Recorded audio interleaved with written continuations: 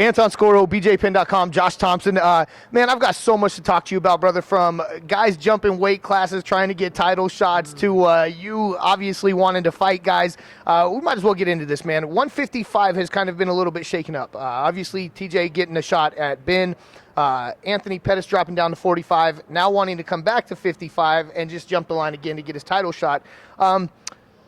You've called out Anthony, so I want to ask first, what are your thoughts about a guy dropping down a weight class, getting a title shot, and then wanting to step back up because, said injury and the story that everybody knows about?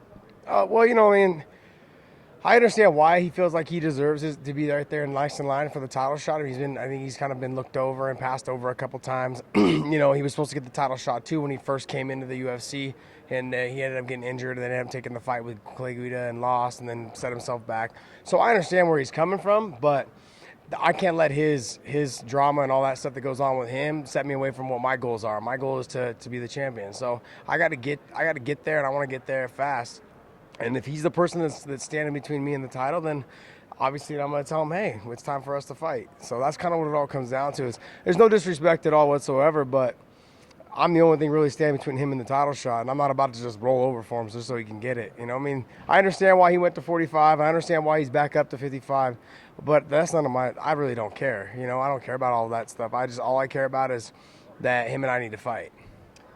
So that being said, this to me is a fight that the fans got to go crazy about. This is two of the best guys at 155 stand-up wise. I think he's proven himself with his stand-up, and there's no question you did in your UFC debut, man, doing something that nobody else has done in the career of, Mr. Diaz. So that being said, do you get pumped when you think about that fight? Because, dude, that's bonus money galore chances right there. That's fight of the night, knockout of the night. It could go down as fight of the year. how much does that pump you up to think that you're that close to having this fight? I always get excited when you fight guys that that will bring the fight to you. So when I always loved fighting Gil because I knew it was going to be a great fight. The fans were going to get their money's worth. And, I knew that no matter what I did, that he was probably still going to be standing there at the end of the fifth round. So it was just, those are the type of fights that get me energized. Just knowing that you got to push yourself every day in training. And, and there's a reason why. It's because the guy you're fighting is tough. And Anthony's no different than Gil and those guys. So it's every fight now is basically like a step in the direction of me getting towards the title. So like I said, I'm just focused on getting to the title. That's all. I don't care about who it is.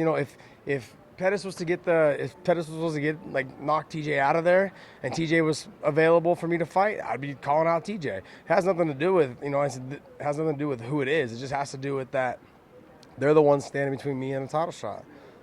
All right, man. So speaking of title shot, you were in Strikeforce for a while. You were one of the top two guys I think everybody was calling for to come to the UFC. You come over, you explode, you destroy a guy who's been very, very tough in that division. Talk to me a little bit about being inside the UFC and what it means for you at this point in your career. It's nice to be back. People forget that I was with the UFC from 2000 to 2004. It was funny. I was talking with Luke about it yesterday or 2 days ago, and he's like, "Man, you were with them for 4 years. You only had 3 fights." I said, "Yeah, there was only 4 fights a year."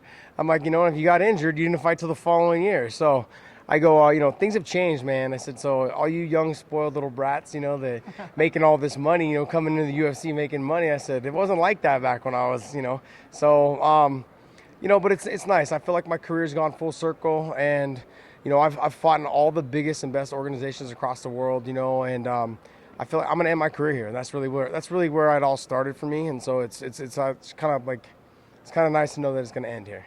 All right, man. Last question before I let you. Being the champ. He said, "Not hope. You got to say with me being the champ." I'm hoping that we get the title shot. I got to get the title shot first. All right, man. So you being back in the UFC, being a part of UFC Fan Expo weekend, that's why we're all here. Talk to me a little bit about how it feels to be a part of that, with the fact that, like you said, the UFC wasn't this big when you were with them the first time, and now you've got this huge expo, all these fans. What does it mean to be a part of this? It's huge, man. It's last year I was here, and it's already doubled in size from last year to this year. Every year it just seems like it keeps getting bigger. And obviously I was with Strikeforce for so many years. The only thing we had that was similar to this was the Arnold Classic, and we just had like a booth there, But it was. This is just a whole different level, man. And I was talking to Dana yesterday about it. I said, when I was with Strikeforce, I could have stomped the baby's head and no one would have gave a crap. I said, now You know, I go, now if you say a curse word on TV or something, or on your Twitter, you're suspended, you get fined, and everyone's crucified you. I said, man. So I go, it's a totally different giant, man. It's just a totally different species. Which this, you know, fighting for the biggest organization in the world, and it shows, man.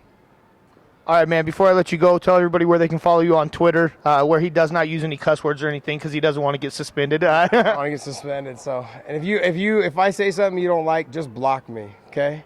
Because I don't want to hear your whining. No. Yeah, you can follow me at The Real Punk. You can also follow me on my fan page, for the Facebook fan page. I think it's just Josh Thomson. All right, guys, check it out. Josh Thomson, Anton Scoro, BJPin.com. We're out.